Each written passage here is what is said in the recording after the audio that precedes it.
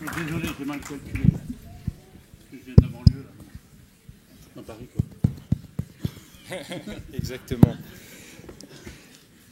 Alors, voilà, donc on va commencer in media res, puisque voilà, je vous ai déjà présenté Pierre Judet de Lacombe, encore une fois, que beaucoup d'entre vous connaissent et écoutent, et dont ils connaissent la voix, pour l'écouter de manière hebdomadaire depuis 3 ans. Alors, on va baser notre discussion aujourd'hui sur les mythes grecs. On va s'intéresser à ce livre qui a été publié en octobre dernier, en coédition entre Albin Michel, France Inter et Les Belles Lettres. Et donc, qui est un livre, on va le voir, adapté, tiré de l'émission « Quand les dieux rôdaient sur la terre », et qui est quand même, je tiens à le dire, un récit magnifique des mythes. C'est un livre qui a énormément déjà qui voyage dans les textes. Pierre a traduit beaucoup de textes, comme je le disais tout à l'heure, et donc il y a beaucoup de traductions dedans, et un certain nombre d'entre elles qui ont été faites par Pierre. Donc ça permet de voir les différentes versions des mythes et des histoires dans les différents textes, et c'est aussi un formidable travail de synthèse, de dire tiens, mais qu'est-ce qui a été dit sur telle ou telle figure. Là, Pierre est vraiment allé consulter évidemment les premiers textes auxquels on pense, mais aussi des textes qu'on connaît peut-être moins. Et donc ça, c'est formidable d'avoir, tiens, on a un chapitre sur tel personnage, tel dieu, et on peut voilà, se faire une bonne idée assez exhaustive. Et puis il y a toute cette volonté aussi interprétative, analytique, qui est extrêmement bien raconté, mais qui permet de s'interroger sur, alors on verra s'il faut parler de sens du mythe, mais en tout cas sur les réflexions que ça peut susciter en nous. Donc c'est vraiment un livre dont je vous recommande la lecture. Il est impressionnant comme ça, mais vous verrez, il est découpé en petits chapitres et il se lit voilà, de manière très intéressante. Alors peut-être pour démarrer, avant de raconter des mythes, parce qu'on va quand même en raconter, parce que c'est ça qui est intéressant, on aime bien les écouter, peut-être de nous expliquer, donc ce livre est tiré d'une émission de radio, comment tout cela est né et comment c'est arrivé sous cette forme, à la fois l'émission de radio et le livre, parce que il y a dû y avoir une commande initiale, et puis vous avez choisi à la fois un axe pour raconter ça, et puis on a des chapitres sur les dieux, des chapitres sur des héros, des chapitres même sur des villes. Donc comment tout ça s'est structuré, quel axe vous avez choisi de faire, quelle recherche cela a nécessité, et puis comment on en est arrivé donc au livre qu'on a entre les mains. Faut dire au départ, c'est pas un choix, hein. C'est une déesse qui m'a dit est-ce que vous voulez faire une émission hebdomadaire sur les dieux, sur les mythes. Alors j'ai dit oui. Venez dans 3 jours avec une émission prête. Donc il fallait faire 42 minutes. Donc c'était Adèle Van Rett qui allait prendre ses fonctions de directrice de France Inter, que j'avais rencontrée plusieurs fois à France Culture. Donc Adèle Van Rett, et comme elle commençait son mandat, donc elle a voulu ça. Alors moi j'avais traduit l'Iliade, j'étais en train d'écrire un commentaire de l'Iliade, j'avais fait le chant 1, donc il en reste 23, quoi. Et du coup j'ai changé complètement, parce que ça m'a pris tout mon temps depuis que j'ai commencé, donc en septembre 2022. Et pourquoi ? Parce que c'est absolument passionnant. Non seulement on parle à des inconnus comme ça devant une vitre sombre, faut tout écrire, et surtout moi je suis comme Nicolas a dû vous dire, moi je suis un philologue. Je me suis intéressé à des poètes, c'est-à-dire Échille, Sophocle, Pindare, Hésiode, Homère, pas tellement au mythe en tant que tel. Il y avait une grande discussion avec l'école de Jean-Pierre Vernant. Jean-Pierre Vernant, au départ, pensait qu'il y avait des mythes. Marcel Détienne est arrivé pour dire le mythe, ça n'existe pas. Donc il y avait une grande discussion. Et donc là, j'ai dû sortir de ces textes, même si les mythes, on les connaît surtout par ces textes, mais aussi par beaucoup de sources plus tardives qui sont valides, évidemment, puisqu'un mythe, c'est un ensemble de variantes. Et donc, j'ai dû me dire, mais pourquoi les Grecs ils s'intéressaient à de tels dieux comme ça ? Parfois en comparant avec ce que je pouvais savoir, parce que je suis quand même un peu obsédé par la Grèce de Mésopotamie ou éventuellement en Inde. Et donc, il y a de plus en plus de comparatisme maintenant, ça c'est vraiment bien. Mais je me dis, mais pourquoi Apollon ? Pourquoi c'est un voyou qui est à la fois très sombre, qui donne la peste, et qui en même temps est guérisseur ? Pourquoi il fait des choses contraires ? Pourquoi Hermès, qui est le dieu comme ça un peu lumineux de la lumière, il est du côté des ombres aussi ? Et c'est quoi ces héros, Achille, Clytemnestre ? Bon, j'ai un gros faible pour Clytemnestre. Je pense qu'elle a eu raison, etc. Et cette invention, comment se fait-il que sans doute Médée qui tue ses enfants, c'est une invention sans doute d'Euripide. Antigone est presque entièrement, ça c'est presque sûr, une invention de Sophocle. Donc comment se fait-il qu'il y ait cette espèce de vitalité extraordinaire du mythe? Contrairement à ce qu'on a dit, on n'est pas passé du mythos au logos, c'est-à-dire que même à l'époque des philosophes, il y avait du mythe, on n'arrêtait pas de faire des tragédies, il y avait tous les rituels, évidemment, les cérémonies, et puis ils croyaient dans les dieux, quoi. Donc là, c'est une vraie question. Donc je me suis plongé là-dedans, en commençant par, pour parler d'un acte, j'ai pris le dieu qui me paraissait le plus central, c'est Prométhée. Parce que Prométhée, donc, qui soutient les hommes, qui est philanthrope, comme on dit, et c'est la naissance de l'humanité, d'après Hésiode.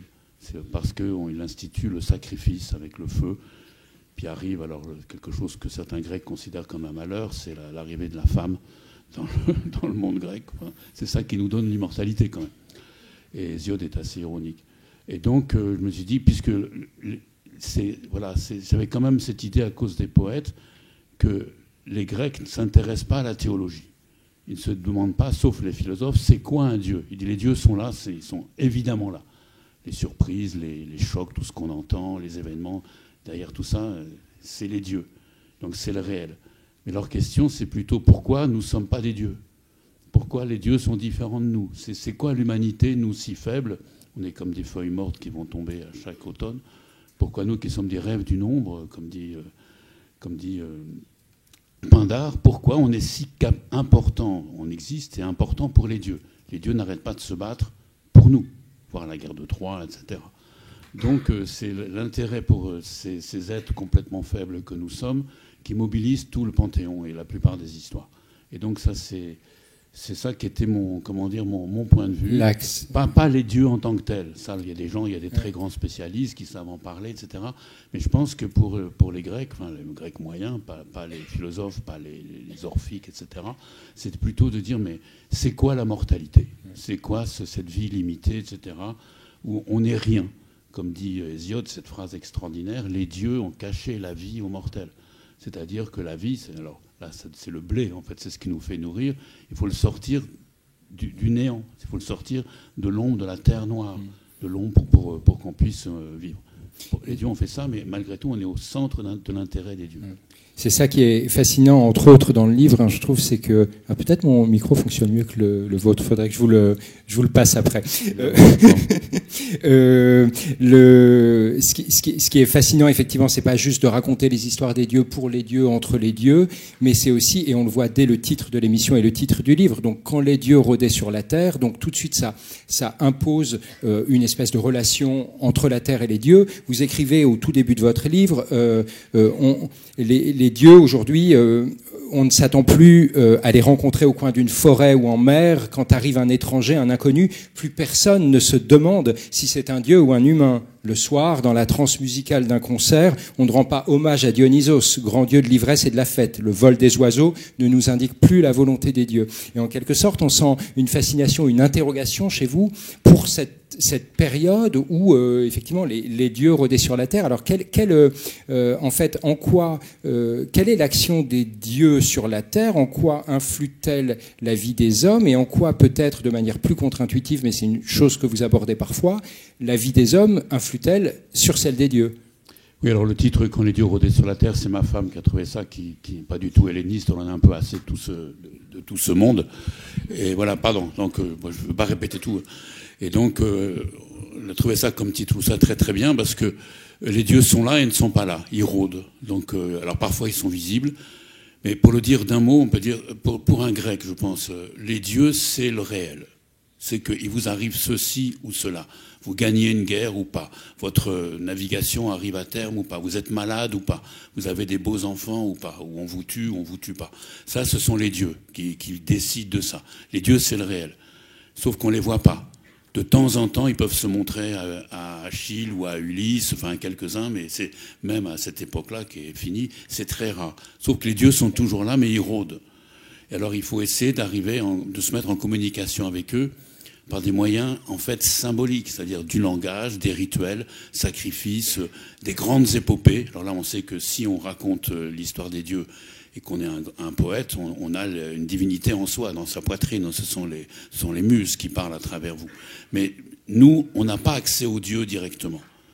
Alors il y a des mystiques qui ont dit mais si, en fait, on peut avoir des extases, etc. Ça, il y a toujours de différents courants dans une religion. Et là, donc, ils ont fait confiance aux rituels et aux poètes. Et alors, les dieux influent au sens où ils ont décidé en général de ce qui doit arriver. Et si vous êtes maudit, alors il y avait des grandes malédictions, même dans l'Athènes éclairée du 5e siècle, il y avait des familles entières qui étaient maudites parce qu'un ancêtre avait fait une chose horrible.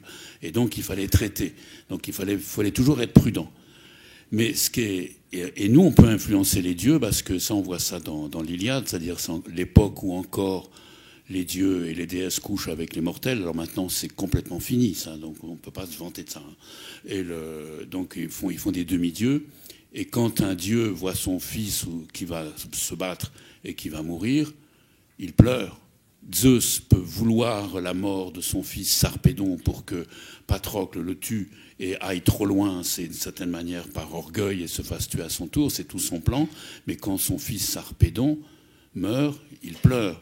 Hector, c'est l'homme qu'il préfère parce que c'est celui qui fait les plus gros sacrifices.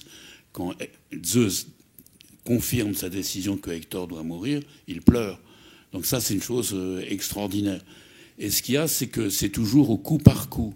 C'est-à-dire que, contrairement à nos religions monothéistes, il n'y a aucune promesse divine d'un salut après la mort, ou de fait que l'humanité va aller vers quelque chose de mieux. Ça, les philosophes ont dit ça. Mais je veux dire, les poètes et les gens ne croyaient pas ça. Après la mort, c'est fini. On est une petite chauve-souris et on est avec d'autres dans des grottes humides, etc. C'est pas très gai la vie de mort, quoi, donc pour un grec. Alors il y a Orphée qui a dit si, comme dans Homère, il y a quelques héros magnifiques comme Ménélas, etc., qui ont droit à une vie éternelle aux Champs-Élyséens. Alors on ne sait pas bien où c'est, vers l'océan. Donc Orphée a dit, eh ben non, c'est pas réservé aux héros, c'est réservé à toute âme, c'est-à-dire à toute personne qui aura pendant sa vie respecté des règles de pureté. Et donc là, il y a un chemin de gloire et de lumière. Bon, tout ça, ça a inspiré le christianisme, évidemment. Je veux dire, mais normalement, on n'est plus rien. Et donc il n'y a aucun salut, il n'y a aucune promesse d'un mieux. Donc il n'y a pas de progrès, il n'y a pas de révolution, il n'y a pas tout ça, tout ce qui les lendemains qui chantent. Non, il faut vivre au jour le jour en faisant gaffe, de manière à ne pas se faire avoir par les dieux. Donc il faut être très prudent, il faut calculer, et la sagesse c'est ça, c'est calculer. Et des gens comme Achille, ils ne calculent pas, ils foncent. Donc ils sont entièrement dans leur énergie, quoi. Et là, on est en plein dans cette façon la manière dont les mythes nous permettent de réfléchir sur le contemporain aussi, par rapport à des choses qu'on a tellement intégrées dans notre culture d'espèces de progrès, de direction comme ça, de l'histoire. Là, typiquement, il y en a pas. Ça nous ouvre les yeux sur d'autres manières de... Non, il n'y a pas de sens de l'histoire. Ça, le salut, c'est venu après, donc c'est évidemment dans le judaïsme, bon, puis ça a été repris par le christianisme, par l'islam. Mais je veux dire, non, il n'y en a pas. Ce sont des philosophes qui ont dit... Mais chez les philosophes, c'est un peu désespérant. C'est-à-dire que chez Platon, on va vers un mieux, puis après, ça retourne, quoi. C'est cyclique, donc on n'est pas sorti de l'auberge, quoi. Alors, rentrons peut-être dans un premier mythe, parce que c'est ça qui est beau, et à chaque fois, ça marche, on ouvre le mythe, et c'est fascinant de tout ce que ça nous raconte. On était sur cette question de l'apparition des dieux sur Terre. Je propose peut-être que vous nous lisiez l'histoire de l'Euchipée. Donc, on part chez une des apparitions de Dionysos, alors qui est dans votre livre, page 34. Peut-être à partir d'ici, en gros jusque là en fait, qui explique. Voilà. Oui, c'est l'histoire de Dionysos. Dionysos, c'est le dieu qui apparaît ou n'apparaît pas. Comme on dit, le dieu qui vient ou qui ne vient pas. Et donc il retourne à chaque saison. Et alors il est là, et donc il est à la fois fils d'une mortelle, Sémélé, et fils de Zeus. Et c'est le seul fils de Zeus, vraiment, avec Héraclès, qui va devenir dieu. Et parce que en fait, c'est la matrice de l'utérus, si on peut dire, dans lequel il est né, c'est la cuisse de Jupiter. Donc ça, c'est un peu bizarre comme naissance. Donc il est complètement en dehors des cadres. Et il apparaît, et il peut faire le bien, et donc il peut aussi donner l'ivresse. Alors ça peut être terrible, ou au contraire, c'est le bonheur. S'il donne avec le vin, il ne faut pas abuser, paraît-il, quand on a travaillé, le soir, on peut aller au banquet, et on est bien. Et c'est le théâtre aussi. Parce que c'est le dieu qui peut changer de forme, d'apparence à tout moment. Et là, il y a une histoire, alors qu'on ne connaît pas par un poème grec, On a des notices grecques, après c'est poète latin. Donc c'est d'une famille, une pauvre famille, donc avec la pauvre Léokypé, qui s'appelle cheval blanc ou jument blanche. Voilà. Le dieu n'était donc pas connu de ces gens. Il arrivait, on ne sait d'où. C'était précisément là sa force et sa menace. Inconnu, étranger, étrange. D'abord indéchiffrable. Sous ses apparences trompeuses, il se montrait en fait tel qu'il était réellement, c'est-à-dire insaisissable. Ses apparences multiples étaient son être, son identité. Elles invitaient à cesser de penser comme d'habitude, à s'interroger, à accepter l'imprévu, à avoir l'intelligence de s'ouvrir à ce qui est nouveau. Voilà. D'accord, voilà. C'est ce qui est arrivé à 3 filles d'un certain Minias, roi d'une ville de Béotie qui s'appelait Orchomène, au centre de la Grèce.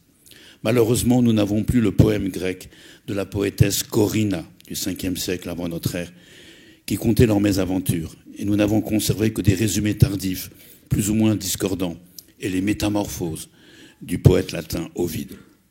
Le roi Minias avait 3 filles, Léokypé, Arcipé, Alcatoé. Elles étaient travailleuses, fidèles à Athéna, qui est le contraire de Dionysos, la déesse artisane. Elles passaient tout le jour sur leur métier à tisser. Sérieuses, elles refusaient d'aller célébrer Dionysos, de participer aux danses bachiques en son honneur. Le dieu leur apparaît une première fois sous la forme d'une jeune fille pour leur demander de se joindre à la cérémonie. Donc elles ne peuvent pas deviner que c'est le dieu, évidemment. Elles refusent. Dionysos adopte alors l'aspect d'un taureau, puis d'un lion, puis d'un léopard. Elles prennent peur. On dit aussi que soudainement Dionysos fit pousser du lierre et de la vigne sur le bois de leur métier. Des serpents se mirent à grouiller dans les paniers contenant la laine. Du toit de leur maison ruisselèrent soudain le vin, le miel et le lait. Les filles s'affolent, se disent qu'il faut faire un sacrifice à Dionysos qu'elles ont négligé. Elles tirent au sort celle des 3 à qui incombera ce sacrifice. Ce sera Léokypé. Le sacrifice est ignoble, sanglant. Léokypé, dans un accès de folie, devient infanticide. Prise d'un désir de chair fraîche, elle tue son enfant, Ipsassos, avec l'aide de ses sœurs. Elle le découpe en morceaux, comme des chiens déchirent un jeune faon. Puis, les 3 sœurs se précipitent vers la montagne. Elles rejoignent les danses des dévotes du dieu, les délirantes, qu'on appelle les ménades. Ménade veut dire les folles. Le mot est à rapprocher du nom grec de la folie, mania, qui a donné notre manie. Finalement, le dieu Hermès arrive et d'un coup de sa baguette magique, il transforme Léokypé en chauve-souris et les 2 sœurs en chouettes. Donc ça finit bien. Donc c'est vraiment... c'est ça, c'est-à-dire que les filles, donc c'est Athéna. Athéna, c'est une déesse passionnante, un peu dure quand même, mais c'est à la fois l'art, c'est la guerre, c'est la politique, c'est la beauté, et c'est l'or. Donc elles tissent, elles font des merveilles. Et elles tissent, c'est-à-dire qu'elles prennent des fils de couleurs différentes et elles créent des formes, des dessins qui doivent être sans doute magnifiques. Et ce que fait Dionysos, c'est que contre l'art, qui est méthodique, c'est la confusion de la nature, c'est à la fois la vigne et le lierre. Il fait pousser 2 plantes qui sont normalement opposées. Bon, j'ai un grand ami qui est mort maintenant, Pierre-Louis Ottagui, qui était un grand ethnobotaniste, et il dit bien la vigne, c'est la vie, mais ça vit et ça meurt. Tandis que le lierre, ça ne meurt pas, c'est vivace, mais c'est la mort. On n'en fait rien, on ne peut rien faire du lierre. Donc Dionysos, il leur met la vie et la mort en même temps. Et ensuite, l'enfant, il faut le manger, donc c'est bon. Donc ils se nourrissaient, les ménades déchiraient des taureaux, les mangeaient crus, quoi. Et donc là, c'est l'enfant qu'on va déchirer. Donc il n'y a aucun ordre, l'ordre des générations, tout ça n'existe pas. Et les filles du roi vont se mêler au peuple dans ces danses extraordinaires. C'est fascinant de voir effectivement comme on a une espèce d'autre manière de concevoir. Vous montrez très bien dans le livre la filiation dans les attributions d'un dieu, en quelque sorte, comme on vient de voir là. Peut-être sur Apollon aussi. Apollon, c'est le beau gosse, mais en même temps, c'est aussi le chef de bande, vous l'expliquez étymologiquement. Donc le dieu des loups, donc le protecteur des troupeaux. Et en fait, comme pour Dionysos, on alterne Dionysos qui est le dieu des plaisirs peut-être, mais qui crée des choses extrêmement cruelles, comme cette histoire de Léokypé qu'on vient de voir, ou évidemment dans les Bacchantes. Dans les Bacchantes d'Euripide. Et en fait, donc on voit bien la continuité de sens et d'attribution, mais avec des choses que nous, on jugerait positives ou négatives alternativement. Donc on est dans une sorte d'autre forme... C'est exactement, c'est pas binaire le mythe. C'est ça qui est frappant, c'est qu'il se passe quelque chose, il y a une menace. Et Dionysos, donc comme c'est le dérèglement, ça peut être extraordinaire. C'est le rythme. Alors lui, c'est pas la lyre. La lyre, c'est l'instrument à 7 cordes d'Apollon. Donc les cordes sont bien différentes et on peut créer une mélodie. Et lui, c'est la flûte. Alors si on entend les flûtes, par exemple en Sardaigne ou en Afrique du Nord, c'est un son déchirant. C'était le son qu'avaient les flûtes grecques au théâtre. Et donc c'est complètement traumatisant, comme si on peut dire. Ça met en transe. Et donc Dionysos, lui, c'est le rythme, c'est haletant. Il donne. Apollon, on peut dire, lui, il met de l'ordre avec ses mélodies, c'est son harmonie. Et Dionysos dit non, tout peut changer. Alors il faut maîtriser ce changement. Et ça, de certaine manière, les dieux servaient à ça. Même chose à Apollon. Et là, c'est grâce aussi aux linguistes qu'on peut découvrir. Apollon. Alors pour un grec, ça peut sonner comme celui qui tue, celui qui détruit, Apollon. Mais c'est une étymologie par jeu de mots. La vraie étymologie, scientifiquement, c'est appella, qui veut dire une bande, mais c'est comme une bande comme dans West Side Story. Et c'est des bandes où de violence, on apprend la violence. Il faut que les jeunes gens qui vont couper leurs cheveux longs, comme lui, quoi. Donc, il faut apprendre à devenir un homme, voilà. Pour ça, on s'initie à la guerre. Et c'est des chefs de bande. Et il est comme un loup, mais par ailleurs, il est tueur de loups. Oui. C'est la même chose, quoi. C'est-à-dire, de même, il peut envoyer la peste aux Grecs qui l'ont humilié, et ensuite il est guérisseur. C'est-à-dire c'est les deux faces de la même situation. Et alors, est-ce qu'il faut lire ça avec une espèce de valeur morale ou d'enseignement? Est-ce qu'il faut lire un mythe de dire, en fait, Dionysos dit à Panthée, dit à Léoquipé qu'en fait, il ne faut pas juste se concentrer sur l'art et sur le sérieux, mais il y a besoin aussi de céder en quelque sorte au plaisir. Ou est-ce que... Alors ça, on peut. Alors, il ne faut pas trop, je pense, tirer une leçon des mythes. Les philosophes l'ont fait très vite. Même il y en a qui ont commencé à dire mais c'est Dieu, c'est aberrant. C'est le philosophe Xénophane au VIe siècle avant les écrits, en disant les mortels ont imité des dieux qui leur ressemblent. C'est pour ça que tous les dieux sont vicieux. C'est l'adultère, le vol, ils se tapent dessus, que Zeus châtie son père Chronos, tout ça, c'est tout ce qu'il ne faut pas faire, quoi. Alors qu'eux, ils avaient une vision plus pure. Alors ça, c'est évidemment, c'est du concept, mais c'est les mythes et les poètes qui ont repris les mythes, ils n'en ont rien à faire de ça. Et je veux dire, on peut, effectivement, l'histoire de Léoquipé avec son métier à tisser, c'est une manière de dire, c'est très bien de faire ça, mais il y a aussi le reste. Leur faute, c'est d'avoir refusé d'aller aux danses de Dionysos. Et Dionysos apparaît d'abord de manière gentille, comme une jeune fille. Après, c'est tous les animaux qu'il peut être.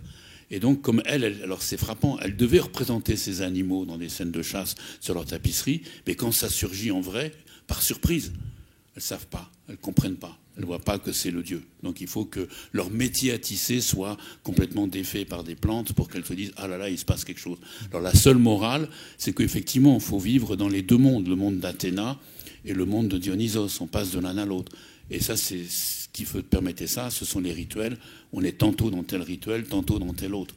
Mais il n'y avait pas l'adhésion à une foi supérieure en disant « Tel dieu doit l'emporter sur tous les autres ». Le plus fort, c'est Zeus. Mais Zeus, qu'est-ce qu'il fait? Lui, il fait en sorte que les domaines des différents dieux soient bien respectés. Lui, c'est un dieu du partage, ce qu'on appelle en grec le nomos, qui est le partage et qui veut dire la loi aussi. Wow. Mais effectivement, on perçoit très bien dans cette manière de, vous avez vu, la manière qu'a Pierre Judet de Lacombe de raconter les mythes est très, c'est très narratif, et en même temps, on perçoit cette ambiguïté, et c'est ces choses que ça nous donne à penser. De la même manière, alors là je peux lire 2 paragraphes qui concernent Hermès, et puis après vous nous expliquerez pourquoi, mais où on a ces tensions, alors d'une manière différente, mais là on va avoir, on tient là sans doute une pensée profonde bien ancrée chez les Grecs. Le brillant, le lumineux, la beauté des dieux et du monde visible ont leur origine dans cette zone obscure du réel, cachée sur les rives extrêmes de l'océan, dans cette limite lointaine et ambiguë. Elle est aussi bien le lieu de la mort, de la nuit, de la destruction, que le lieu où naissent et où sont préservées des merveilles, les pommes d'or des Hespérides et l'ambroisie immortelle qui fait vivre. La splendeur naît de l'ombre. Hermès, le dieu brillant, espiègle, connaît bien ce monde obscur et lointain. petit-fils d'Atlas, il a sa part d'ombre. Il est le seul dieu qui sache faire continuellement le lien entre ce monde obscur au-delà de l'océan et la terre des vivants et des dieux. C'est lui qui conduit les âmes des mortels décédés dans leur demeure définitive sur les bords de l'océan, les enfers, l'invisible Hadès, un lieu triste et sans retour.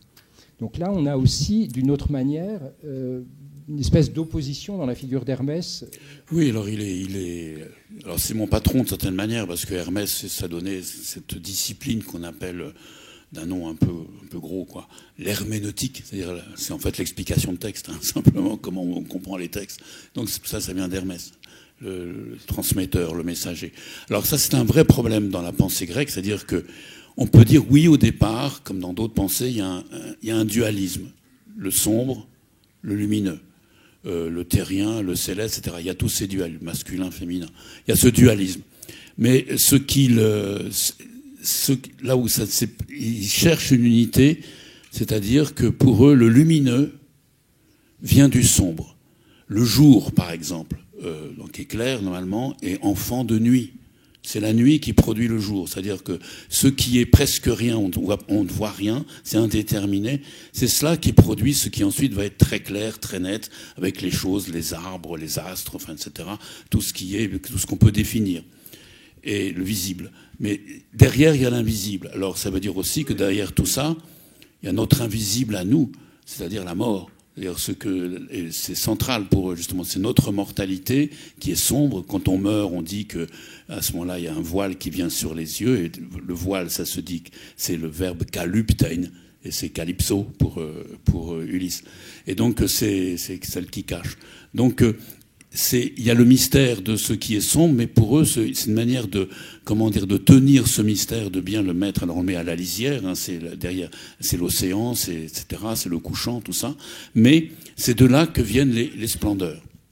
L'ambroisie, donc la nourriture immortelle des dieux, qui est lumineuse, qui est liée aux pommes d'or des Hespérides, ça vient de cette région. Et Hermès, c'est celui qui sait faire le lien entre les deux. Donc il est lumineux, etc. Il a des plumes à ses sandales, tout ça. Il peut aller dans l'air lumineux. Mais c'est lui qui conduit les morts jusqu'aux endroits glauques qui sont du côté de l'océan, du côté du couchant, etc. Donc il y a toujours cette pensée de dire le lumineux existe, mais ne le pensez pas sans son contraire. Ça, c'est essentiel. C'est dans le mythe, quoi.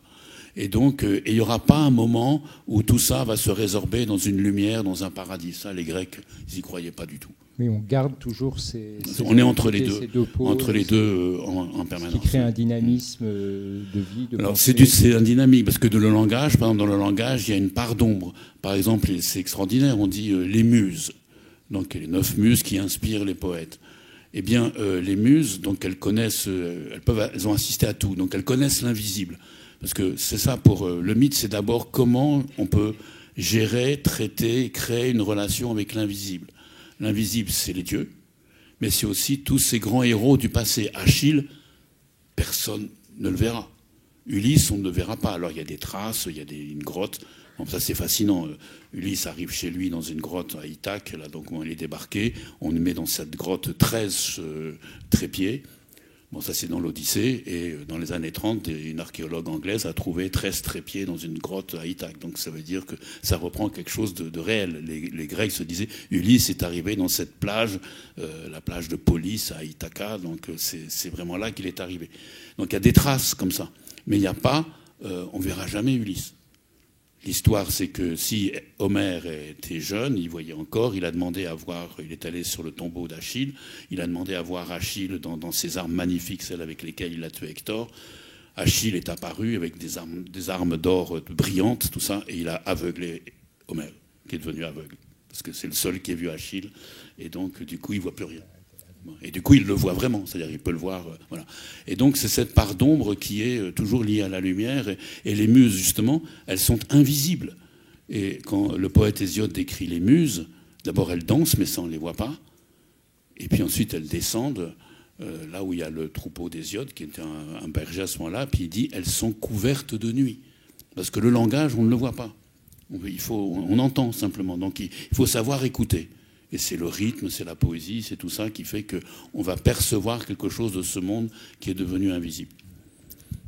Alors, on peut peut-être passer un peu sur des figures, je disais, dans les chapitres, et donc dans les émissions, mais dans les chapitres du livre. Certains chapitres s'intéressent à des dieux, à des héros, à des villes, et aussi beaucoup à des femmes. Et il y a des personnages de femmes absolument fascinants dans la mythologie. Donc, on peut évoquer plusieurs mythes, mais pour rester déjà dans ces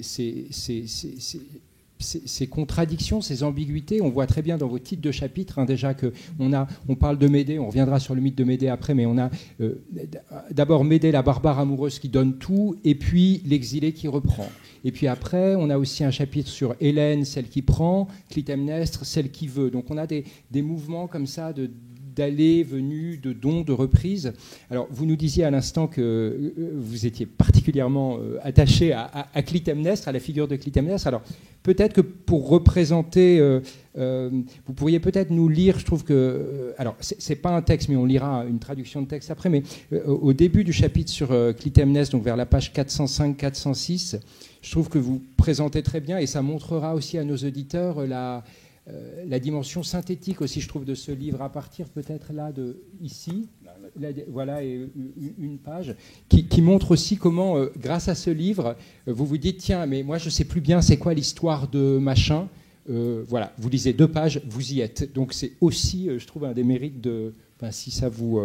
Oui, alors il faut dire que, ça on le sait, les hellénistes, il y a eu un travail gigantesque des philologues, des historiens, donc on a toutes les données qui sont rassemblés dans des encyclopédies, dans des livres, etc. Donc parce qu'un mythe, c'est ça, le grand anthropologue Claude Lévi-Strauss avait raison, c'est l'ensemble de ces variantes. Il n'y a pas une version clé, matrice, et à partir de non, c'est les gens composaient les mythes de différentes manières, avec simplement des choses, des invariants. Troie doit tomber.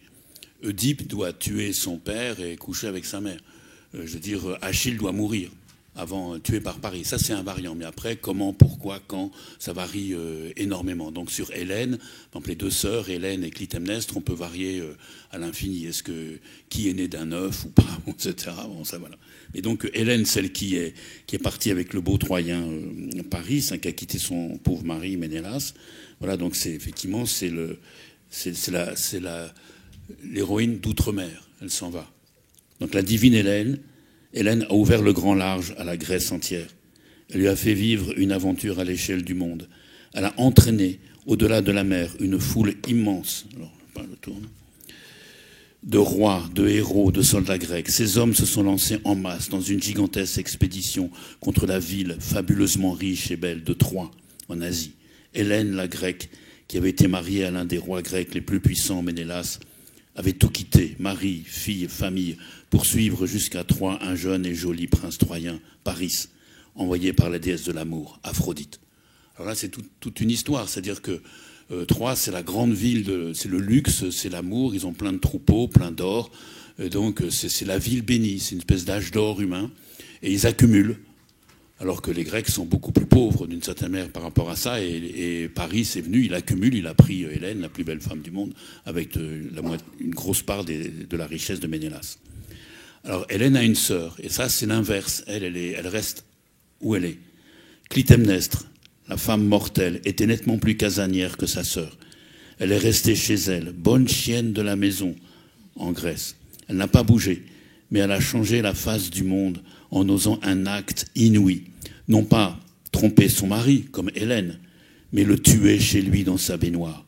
Disons tout de suite qu'il l'avait bien mérité. Enfin, c'est mon avis. Donc, effectivement, c'est-à-dire que c'est vraiment l'inverse. Elle reste là, elle attend, et puis elle se venge. Elle se venge de quoi ? Parce que Agamemnon, pour récupérer Hélène, pour envoyer tous ces bateaux, ces milliers de bateaux, donc qui vont traverser la mer Égée et aller à Troie, a sacrifié sa fille Iphigénie. Alors là, il y a plusieurs raisons de ce sacrifice, mais la déesse Artémis ne voulait pas que la flotte parte avant d'avoir reçu satisfaction. Et pourquoi ? Alors, ou bien, petite version, parce que Agamemnon avait dit qu'il était meilleur chasseur qu'Artémis, ce qui est idiot, faut pas dire ça. Ou bien, c'est beaucoup plus intéressant dans la tragédie d'Échille, là, c'est extraordinaire, pour moi, c'est une puissance énorme, et ça nous parle maintenant. C'est-à-dire que la guerre de Troie est une guerre juste. Bon, le but de guerre, c'est de reprendre Hélène, mais c'est aussi de piller Troie, de prendre toutes les femmes, etc., et de massacrer les gens. Pourquoi? Parce que les Troyens ont été fautifs en prenant Hélène. Donc il faut une justice. Donc c'est une guerre qui se veut juste. Mais comme je viens de le dire, cette guerre sera hyper violente. Il y aura des massacres, des carnages en masse. Et la déesse Artémis, c'est la déesse qui défend la vie des petits animaux, c'est la vie innocente. Elle s'oppose à ça. Elle ne veut pas que Troie soit prise comme ça. Parce que on massacre des petits, quoi. Et simplement, elle ne peut pas s'opposer à son père, Zeus, qui veut que Troie tombe, parce que Hélène, il faut la récupérer, puis il faut que les Troyens payent. Alors qu'est-ce qu'elle fait? Alors là, elle raisonne comme un dieu, comme une déesse. Elle dit, si Agamemnon, le roi, le chef de guerre, doit tuer toutes ces vies innocentes, il faut qu'avant, il m'offre une vie innocente. Il m'offre ce qu'il a de plus beau, et ce qui correspond à toutes les vies qu'il va détruire, c'est-à-dire Iphigénie. Donc elle demande que Iphigénie soit tuée, sinon il dira pas, les vents sont des vents contraires. Alors il hésite quand même, le père, et puis bon, finalement il tue sa fille et ça devient une réflexion. Alors là c'est Échille qui a développé tout ça, c'est fabuleux. Parce que Agamemnon se demande, mais je dois la tuer ou pas? Et alors, s'il ne la tue pas, ça veut dire qu'il ne réalise pas la volonté de Zeus. C'est la justice de Zeus. Il n'y a plus de justice de Zeus sur Terre. Et s'il la tue, donc il fait un acte rituel d'offrande horrible à Artémis, mais c'est un crime. Il se rend coupable, il se condamne lui-même. Et donc on a un devin au début de la pièce qui a compris tout ça et qui dit attention, il y a la vengeance qui ne craint pas le guerrier, qui attend. Et c'est Clytemnestre. Donc quand Clytemnestre tue son mari, c'est une scène extraordinaire. Alors excusez-moi, c'est une scène un peu sexuelle, c'est-à-dire elle reçoit le mari après 10 ans de guerre, qui a massacré tous les Troyens, là, c'est absolument épouvantable, la ville est entièrement détruite.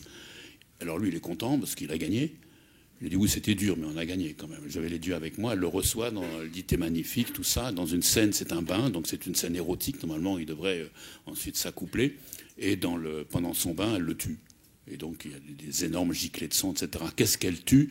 C'est le père de famille, que n'a plus été, c'est le procréateur, celui qui a osé tuer sa fille.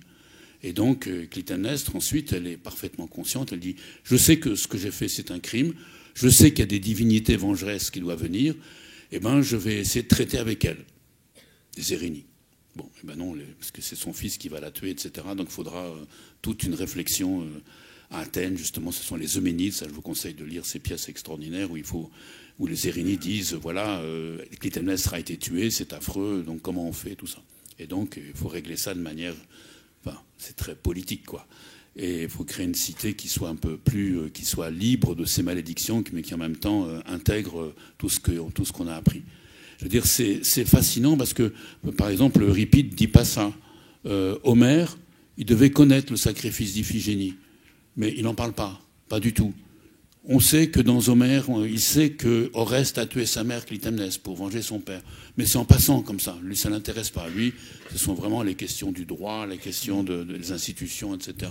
Qu'est-ce qu'une société? Ces histoires de famille dingues, ça, il n'aime pas trop, quoi.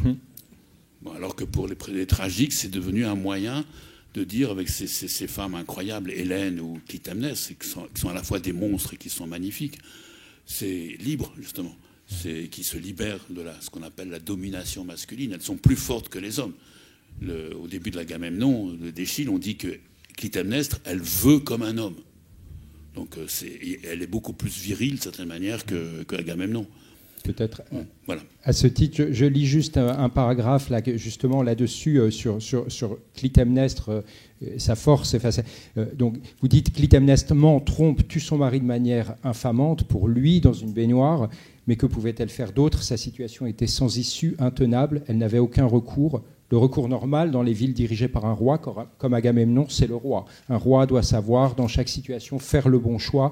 Il doit savoir rendre la justice par des jugements justes, réparer les torts subis et rétablir l'harmonie dans sa cité. Or, dans ce cas, le meurtrier, c'est le roi lui-même. Clytemnestre est donc condamnée à rendre justice elle-même, par ruse. Il n'y a plus de droit. C'est le roi, c'est Agamemnon qui aurait dû se juger lui-même. C'est impossible.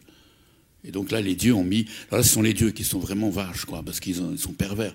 Ils ont mis les hommes, les humains, dans des situations impossibles. Et donc, ils s'en sortent que par les drames, que par la violence, que par le meurtre, et petit à petit. Mais ce qui est important, c'est que ces meurtres, alors c'est horrible, à traduire parfois, c'est dégoûtant, quoi. Mais je veux dire, c'est du langage.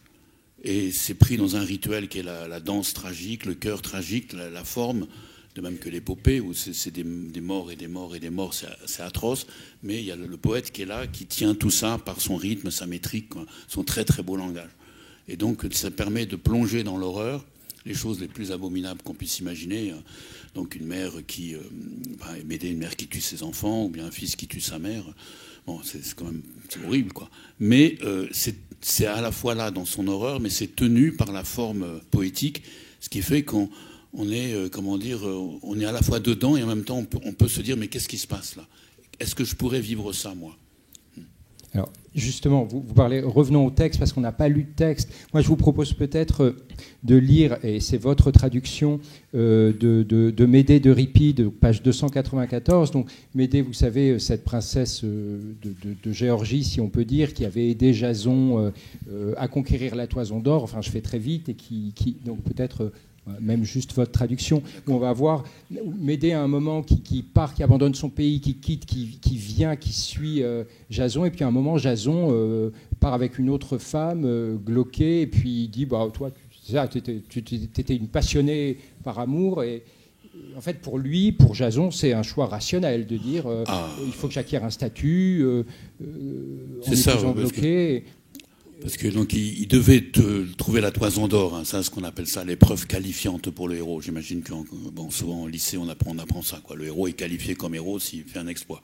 Il doit trouver la Toison d'Or en Asie, et c'est Médée, donc une princesse asiatique, qui l'aide, et elle l'aime. Et donc il revient avec elle, il a des enfants, mais il n'arrive pas à être roi. Alors il devrait être roi avec sa Toison d'Or.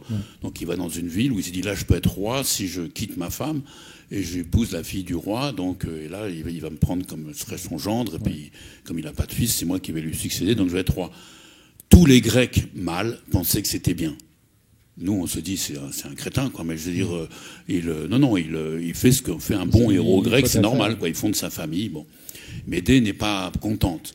Alors elle dit quand même, c'est moi qui t'ai sauvé, tout ça. Elle dit non, lui dit non, c'est pas toi, c'est Aphrodite, parce que c'est elle qui t'a inspiré l'amour de moi. Donc c'est voilà. Donc alors, là c'est un passage, oui, on va voir ce passage en quelque sorte de la tristesse de Médée à la vengeance. Alors là, c'est une traduction, mais je l'ai faite avec Myrto Gontikas, donc une grande amie qui traduit extrêmement bien. Et on a traduit ça en 2000, c'était à Avignon pour Isabelle Huppert, donc Emmanuel Riva, c'était quelque chose, quoi.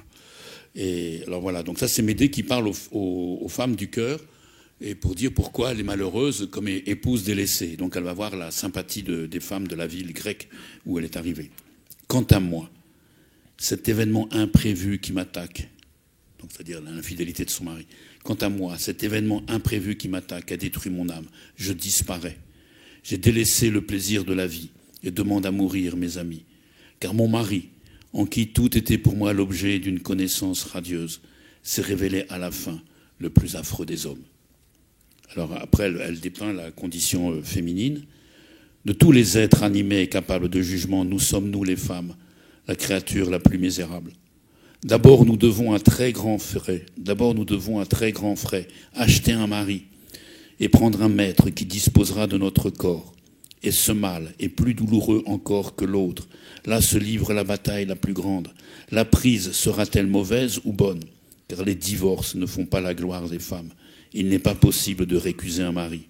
Entrée dans des mœurs et des lois inconnues, la femme doit être prophète, car sa famille ne l'a pas instruite.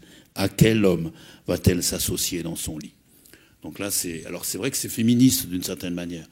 Et donc les Grecs qui pratiquaient la domination masculine quand même de manière un peu ferme pouvaient prendre le contre-pied, notamment les poètes et les tragiques. Et Euripide, lui, il était spécialiste de ça. Ou bien parfois il mettait dans la bouche des héros des phrases tellement misogynes que c'était ridicule. Donc ça, on a ça dans Échille et dans Sophocle, dans Euripide.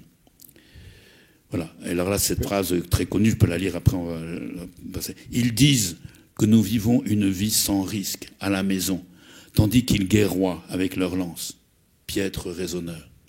J'aimerais mieux être debout près d'un bouclier 3 fois qu'enfanter une seule fois. Donc ça, c'est quand même, c'est pas rien, quoi.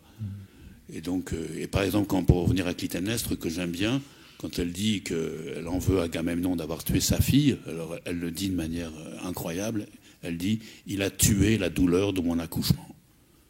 c'est fabuleux, quoi. Donc là, c'est toute la vie vécue, la vie corporelle, la vie la plus intime. Et on n'est plus dans le droit, on n'est plus dans la vengeance, on n'est plus dans tout ça. On est dans parler de ce qui se passe, dans ce qui est de plus simple, quoi. Et Clytemnestre, c'est une femme très simple. Et Médée aussi, de certaine manière. Alors elle tue ses enfants, donc ça peut paraître excessif. Mais bon, pour elle, c'est... Parce que d'après la légende, ce sont les Corinthiens, là où elle est, qui ont tué les enfants de Médée, parce que Médée avait tué le roi et la fille du roi de Corinthe, de manière horrible. Alors justement, ces figures de femmes, là, vous rapprochez Médée, Clytemnestre. On peut aussi s'interroger sur Antigone, hein, cette fameuse histoire très célèbre où en fait elle n'a pas le droit d'enterrer son frère, elle va vouloir enterrer. Est-ce qu'on a comme ça une espèce de personnification dans ces mythes sous la forme des hommes et des femmes, en fait peut-être de deux pôles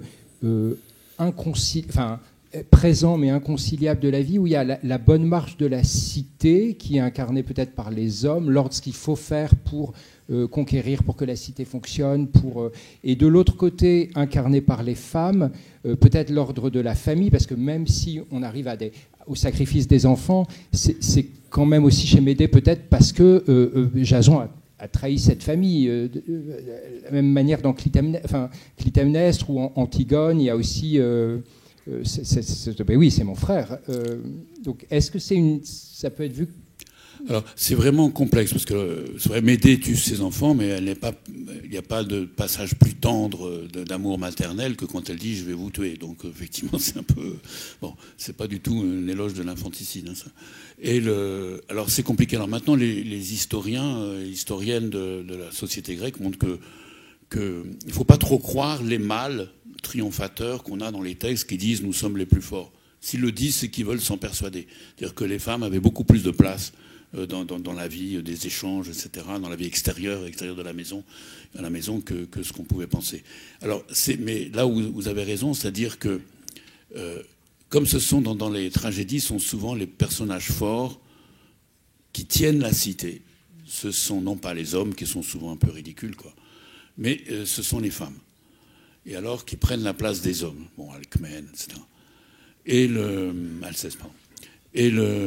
Alors, qu'est-ce que ça veut dire? Alors, ça veut dire qu'il y a un discours extérieur, c'est vrai qu'on pourrait envie de dire idéologique, l'idéologie de la cité, des lois, des normes. Par exemple, c'est Créon. Et Créon, c'est pas un abruti, c'est-à-dire que quand il interdit d'enterrer Polynice, d'abord ça se faisait couramment, les ennemis, on les laissait pourrir dehors, quoi. C'est pas du tout monstrueux en Grèce. Je veux dire, mais alors lui, il raisonne, son idée, c'est tout est politique.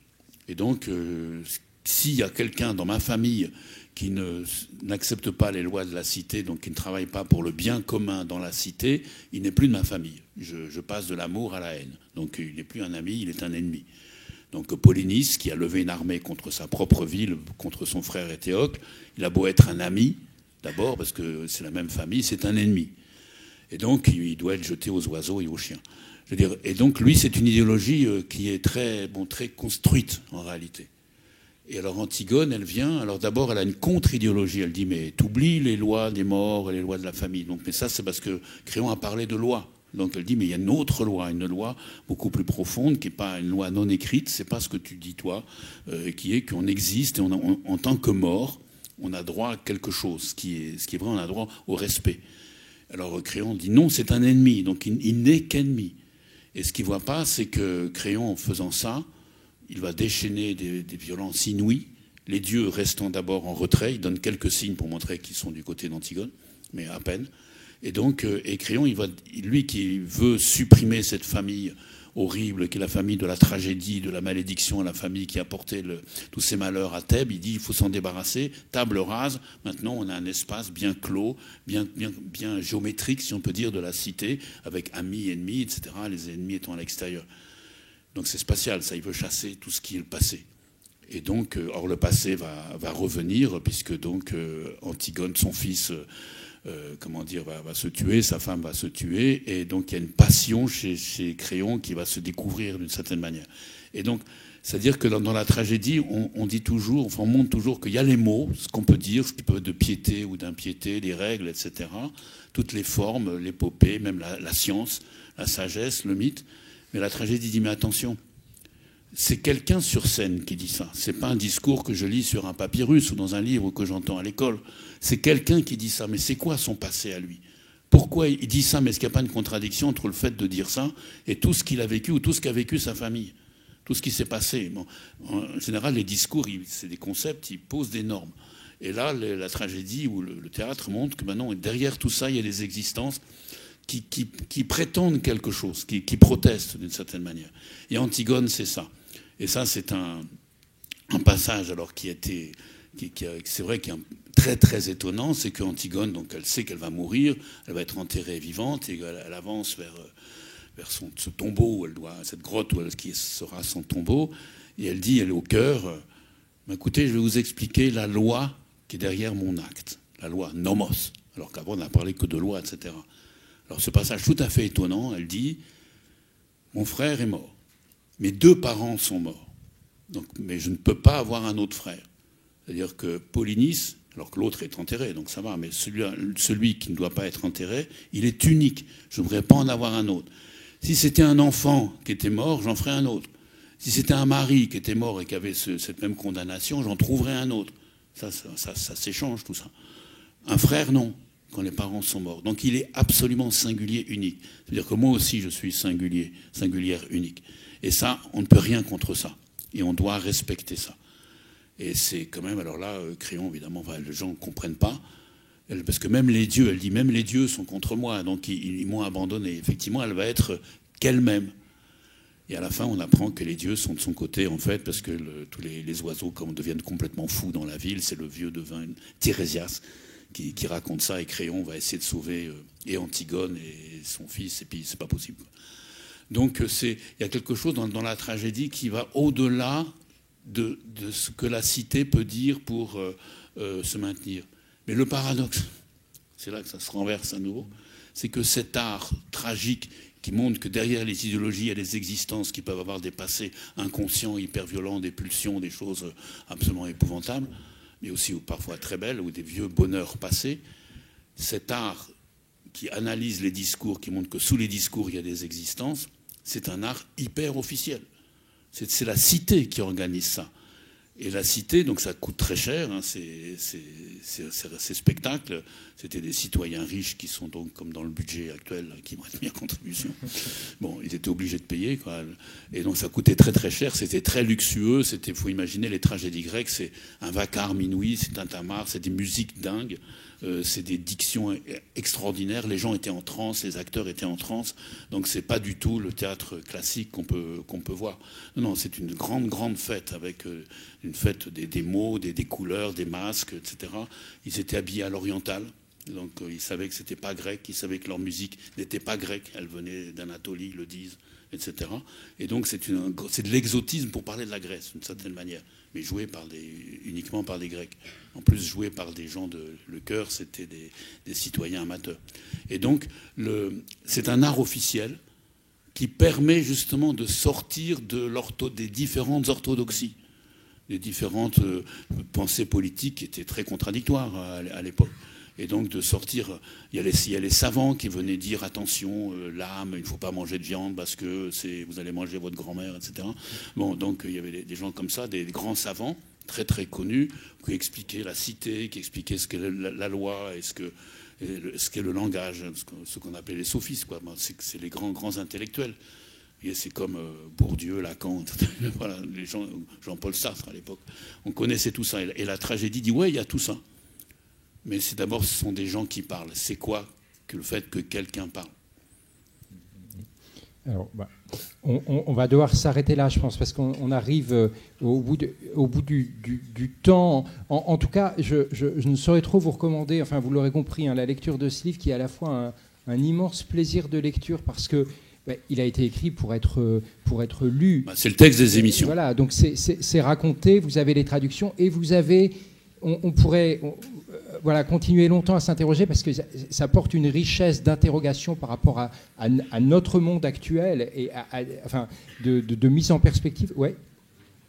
Mais je voulais peut-être ouvrir à la salle parce que je suppose qu'on aura quelques questions. Ouais, le micro. Alors, je vous rends peut-être celui-ci. Voilà, parce que on pourrait continuer de prendre d'autres exemples et d'interroger ce qui vient d'être dit, mais je pense que vous aurez peut-être des questions, et voilà, c'est l'occasion.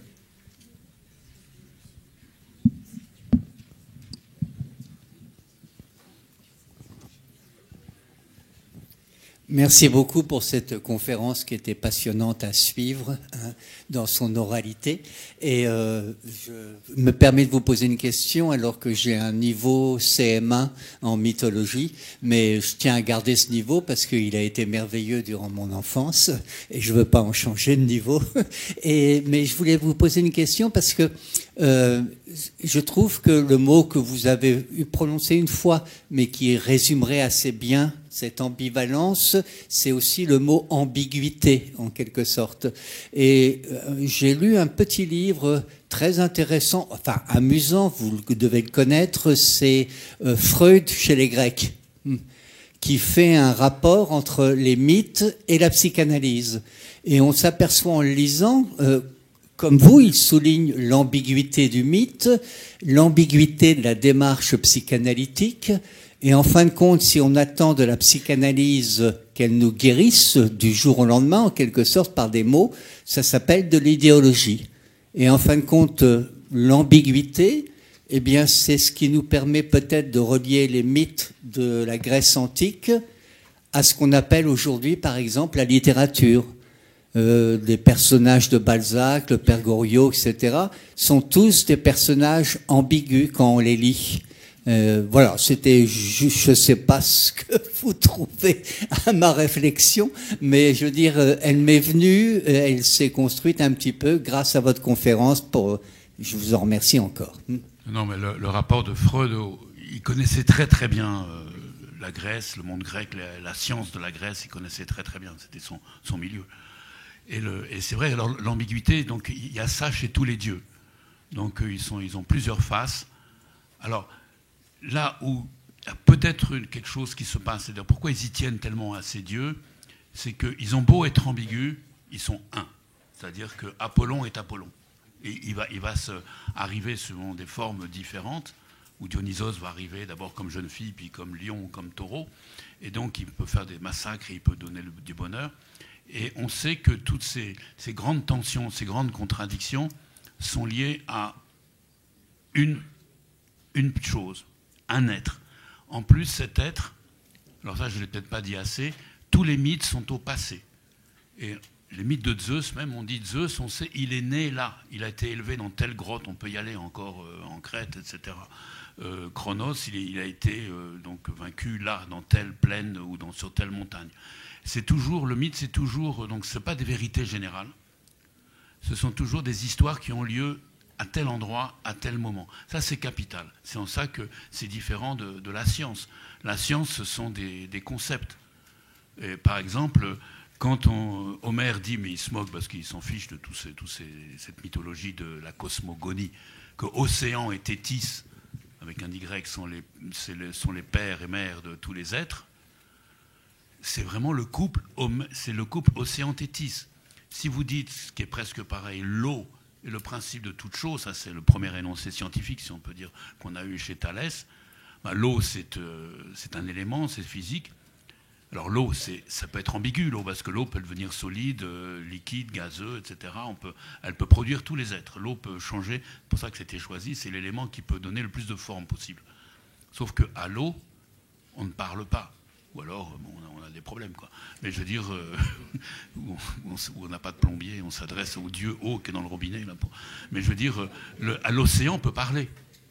Et à un moment, il y a Héra qui dit « Ah, mais Océan et Thétis ne couchent plus ensemble, j'ai besoin d'un talisman d'amour pour qu'ils couchent ensemble. » Ce qui est une ruse, parce qu'elle veut coucher avec son mari Zeus.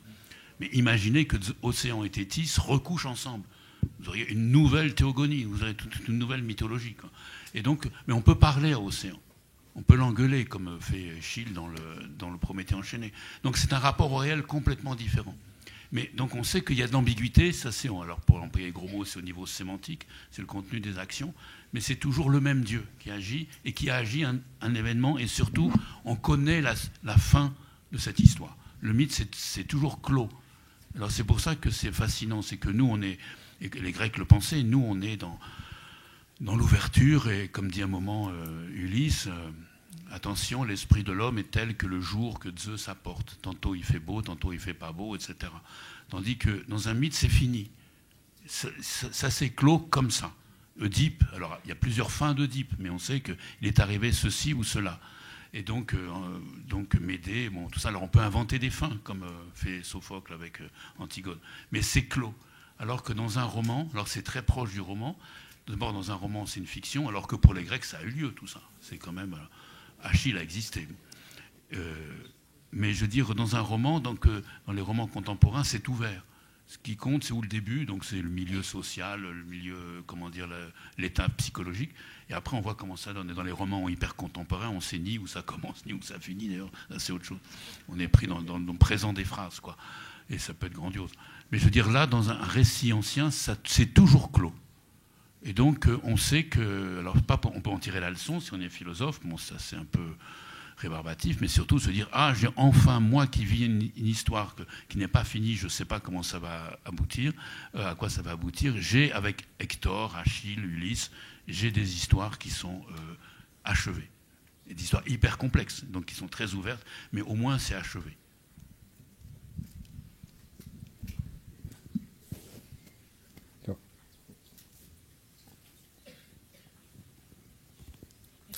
Merci déjà pour votre conférence, je l'ai trouvée passionnante. Je me posais juste une question. Vous avez dit à un moment que Antigone, elle avait été créée par Sophocle, et j'avoue que c'est quelque chose que j'ignorais. Du coup, je voulais juste savoir, ça veut dire que, enfin, le mythe en soi d'Antigone n'existait pas avant, il a été mis en pièce par Sophocle pour sa pièce, ou voilà. Tout ce qu'on sait, c'est qu'il y a un poète qui s'appelait Ion de Chios, qui a un tout petit résumé en 2 lignes, c'est que le fils d'Éthéocle, qui était donc contre Polynice, le fils d'Éthéocle était tellement furieux contre les sœurs de son père, Ismène et Antigone, qu'il les a brûlées vives. C'est sympa. C'est tout ce qu'on sait. C'est tout ce qu'on a avant Sophocle. On ne sait pas. Maintenant, alors peut-être que... Alors on se demande, on peut, parce que quand même on fait des tas de découvertes dans des papyrus, etc. Et puis on peut peut-être trouver un vase où il y aura quelque chose qui sera plus ancien que l'Antigone de Sophocle. Mais... il faut mieux partir de l'idée que Sophocle a inventé ça. Et c'est extraordinaire, ça veut dire que le mythe n'est pas mort. Parce que c'est précisément, si on ne le sait pas, on ne le sait pas, qu'on ne peut pas le deviner. Oui, mais c'est quand même... non, il pouvait jouer avec ça. On a une dernière question. Merci. J'ai trouvé très intéressante, évidemment, votre intervention. La question du mythe et de la réalité. Le mythe des Amazones. Aujourd'hui, enfin, j'avais écouté votre émission sur les Amazones, passionnante. Aujourd'hui, l'archéologie fait émerger des réalités, des vérités. Est-ce qu'on peut donc toujours parler du mythe des Amazones dans ces conditions ? Alors oui, on a trouvé des tombes de guerrières qui étaient blessées en plus, donc, et d'après les ossements, etc., avec des armes. Donc ça existait. Il y a eu des armées de femmes. Ça on sait là-haut, là dans les steppes. Mais c'est quand même un mythe. C'est-à-dire que les Grecs savaient ça. On en parlait, ça existait. Mais du coup, ils ont recomposé ça, refiguré ça comme étant l'armée des anti-hommes. Et donc, alors, il y a pu y avoir des renseignements, Hérodote en parle, etc., l'historien. Il y a des choses qui existent. De même, moi, pour Homère, j'ai un peu changé. C'est-à-dire, avant, je disais, tous les lieux sont imaginaires. Et donc, aller prendre son bateau pour rechercher Homère, les lieux d'Ulysse, c'est complètement crétin. En fait, c'est pas si simple. C'est-à-dire, il y a des lieux que Homère connaissait, les Lotophages, ça existait, etc. Charybde et Scylla, ça existait. Et après, il recompose ça, il remet ça dans un ensemble. Alors, pour les Amazones, c'est pareil. Donc il y avait effectivement ils savaient que ça avait existé. On dit même qu'Alexandre les a rencontrés, bon, etc. Mais ensuite ils ont fait des mythes, les mythes de Thésée, des Amazones, etc. Ça c'est. Alors est-ce que les Amazones ont attaqué Athènes ? Donc on a fait, comme ce sont des femmes, les Amazones ont fait à Athènes contre l'Acropole, une cité des femmes, bon, sur l'Aréopage. Et donc il n'y a plus rien sur l'Aréopage, donc on ne sait pas. Donc c'est du mythe quand même. Mais à partir d'une réalité, d'une société plus complexe que était la société grecque, où quand même ils s'étaient obsédés par qu'est-ce qu'on va faire avec les femmes, quoi. Ça, c'est quand même leur grand problème. entre autres. Très bien. Oui, ben, je crois qu'on merci beaucoup. Donc, on va devoir conclure.